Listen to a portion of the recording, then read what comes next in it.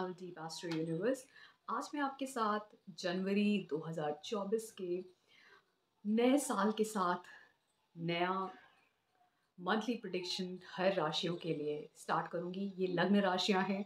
अगर आपकी भी इनमें से कोई लग्न राशि है तो आप इसको सुन सकते हैं और समझ सकते हैं। तो अगर मैं शुरू करूं 2024 की, उससे पहले I would say a very happy new year to all of you. आप बहुत अच्छे से अपना ये नया साल शुरू करिए और इसको एंजॉय करिए। अब बात करते हैं मेष लग्न वालों की। मेष जिसको हम एरीज बोलते हैं, तो उनका जनवरी 2024 कैसा रहेगा, इसकी शुरुआत कैसी रहेगी। अब हमें ये पता है, मैंने अपने ईयरली प्रेडिक्शंस में ये बताया है कि ये साल है शनि का साल।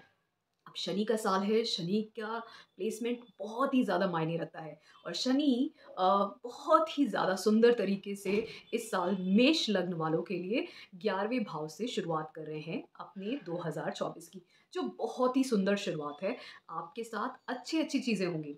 अब उसमें भी सबसे सुंदर बात, सबसे अच्छी बात ये है कि जो लग्न का मालिक है, आपका आपका लग्न का मालिक है मंगल, उसकी शुरुआत भी धनु राशि से हो रही है जो आपके नवम भाव में है। तो इस साल आपका लक भी साथ देगा और आपके ट्रैवल्स भी होंगे। हो सकता है आपके करियर में चेंजेस हो, ट्रैवल्स हो, हायर एजुकेशन की तरफ जाएं, जो कुछ इंजीनियरिंग या टेक्निकल फील्ड से डील करती हो, या फिर आप करियर में कुछ टेक्निकल हो सकता है, आप वहाँ पे आपके चेंज हो सकते हैं। आप ट्रैवल करेंगे और बहुत सारे आपकी यात्राओं के साथ साथ तीर्थ यात्रा भी हो सकती है और उसी के साथ आपको बहुत लाभ भी मिलेगा। आपका सोशल सर्कल भी बढ़ने वाला है और बहुत अच्छे अच्छे मेच्योर और प्रैक्टिकल फ्रेंड्स भी मिलेंगे और वैसे ही आपको सोशल एनवायरनमेंट भी मिलेगा और बहुत सारा गेन्स भी होगा आपको। और उसमें भी सबसे सुंदर बात तो ये है कि राहु आपका 12वें भाव में बैठा है। राहु जब 12वें भाव में बैठता है, और क्योंकि वहाँ पे बृहस्पति की ही राशि है और बृहस्पति फिलहाल आपके लग्न में बैठे हैं, तो इसलिए जो भी कहे, राहु भी आपको विदेश ले जाने के बहुत अच्छे चांसेस बनाता है। आप विदेश जा सकते हैं, आप बहुत ही ज़्यादा स्पिरिचुअल हो सकते हैं, आप पैसा किसी अच्छे कार्यों में भी खर्च कर सकते हैं। अगर अच्छे कार्यों में नहीं, पर कुछ अपने लिए ज़रूर खर्च कर सकते हैं। और उसके साथ केतु बैठा है छठे भाव में। हाँ, केतु जब छठे भाव में बैठता है तो कहीं न कहीं जो आपकी डेली रूटीन लाइफ़ होती है, जिसको हम बोलते हैं 9 टू 5 की लाइफ़, जहाँ पे कॉम्पिटिशन्स होते हैं, जहाँ पे जहाँ पे आपके सिर्फ़ कॉम्पिटिशन नहीं होते, रोग, ऋण, रिपू, ये सब होते हैं। आप इन सब चीज़ों से, अगर आप केतु को देखोगे, तो केतु कहीं न कहीं इनसे आपको डिटैच करेगा, ख़ासकर आपकी डेली रूटीन लाइफ़ में। अगर आप करियर में भी हो, वहाँ पे 9 टू 5 की जॉब करते हो, तो कहीं न कहीं हो सकता है डिटैचमेंट हो, या वहाँ पे आपकी ज़िंदगी में वहाँ पे चेंज आए, या फिर आप चेंज करने की कोशिश करो, क्योंकि आपके मंगल की शुरुआत 20 साल की नवम भाव से धनु राशि से हो रही है। तो इसलिए आपकी लाइफ़ में इस साल चेंजेस भी बहुत सारे आएँगे, करियर में भी चेंजेस आ सकते हैं। तो ये जो चेंजेस होंगे, ये आपको ट्रैवल भी करा सकते हैं, लक भी फ़ेवर करेगा, चेंजेस भी होंगे और जो होंगे अच्छे ही होंगे। और फिर एक सबसे सुंदर बात तो ये है कि ये जो हमारा बुध है, अब बुध हमारा स्कॉर्पियो साइन में, मतलब आपके अष्टम भाव में, वृश्चिक राशि में फॉरवर्ड मोशन, मतलब आपका जो ये पहले वक्री था दिसंबर में, अब ये मार्गी हो जाएगा 2 जनवरी को। अब मार्गी जो बुध होता है अष्टम भाव में बैठा हुआ, ये क्या करेगा? ये आपके जो 3rd हाउस का ये लॉर्ड है और जो 6th हाउस का लॉर्ड है, ये वक्री होके कुछ अष्टम भाव में बैठा है। तो कुछ भी चीज़ें, कोई भी चीज़, जब भी कोई ग्रह वक्री होता है, तो वहाँ पर कोई कर्मा उससे रिलेटेड टू, उससे जुड़ा हुआ आपका पेंडिंग हो जाता है। तो उस कर्मा को पूरा ये वक्री ग्रह करवाता है। अगर इसकी खासकर महादशा, अंतर या प्रत्यंतर चल रहा होगा, तो क्या होगा? तीसरा घर किस चीज़ का है? शॉर्ट डिस्टेंस ट्रैवल का, आपके कम्युनिकेशन का, आपके डिजिटल कम्युनिकेशन भी इसी में आते हैं।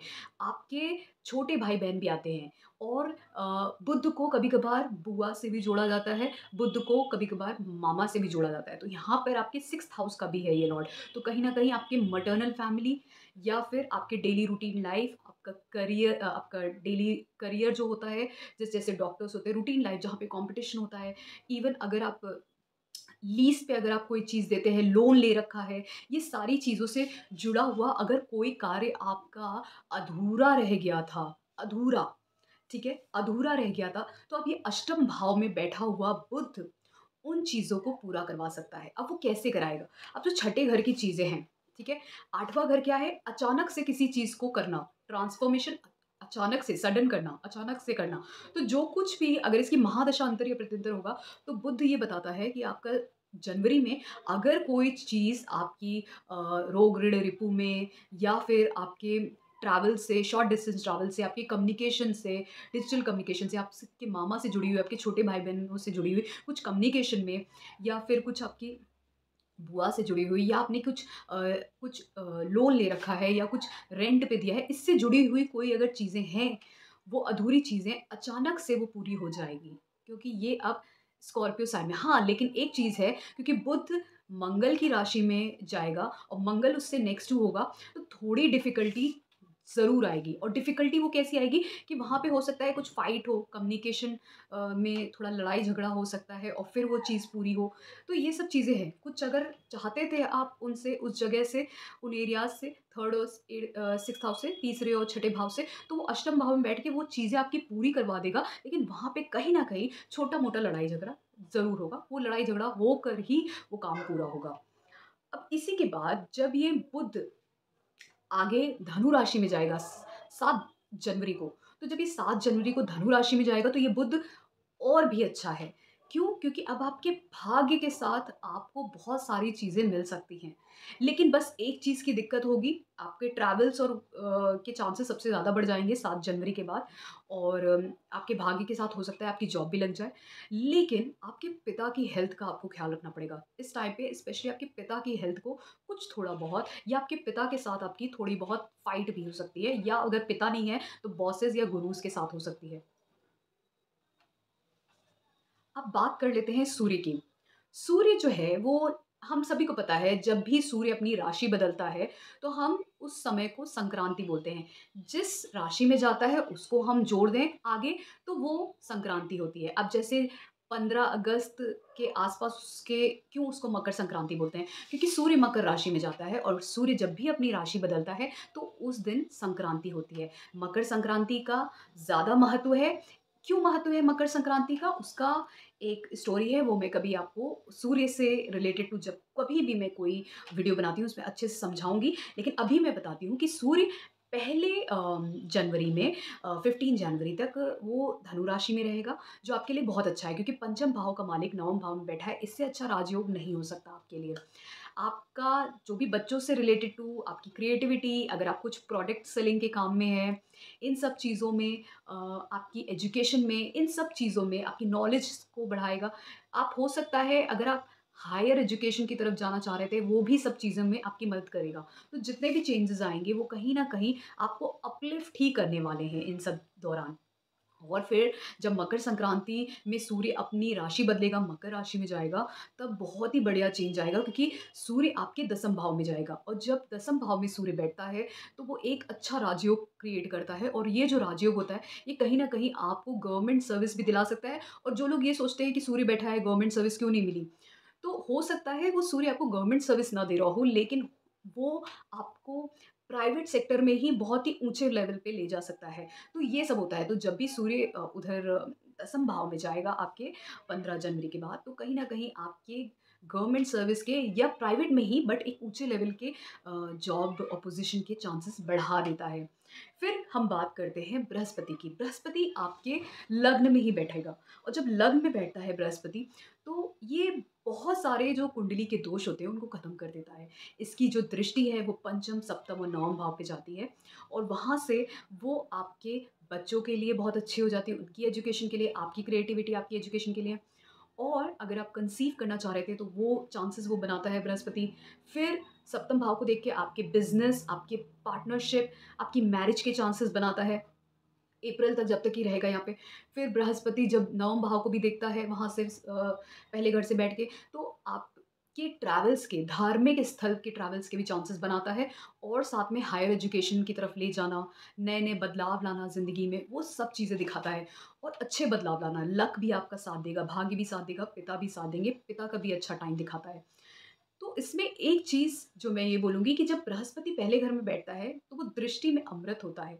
तो उनकी जो 3 दृष्टियाँ हैं 5वीं, 7वीं, 9वीं वो अच्छी हैं, लेकिन जब वो पहले घर में बैठता है तो इंसान थोड़ा-सा चबी हो जाता है, मोटा हो जाता है।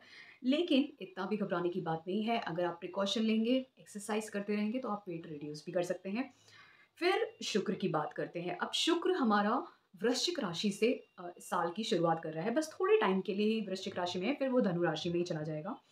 तो वृश्चिक राशि में जब वो रहेगा तो काफ़ी सारे नक्षत्र का परिवर्तन होगा। तो ये आपके अष्टम भाव में है। जब दूसरे घर का मालिक और आपके सप्तम भाव का मालिक अष्टम भाव में जाएगा और दूसरा घर और सप्तम भाव जो है वो मार्गेश भी कहलाता है।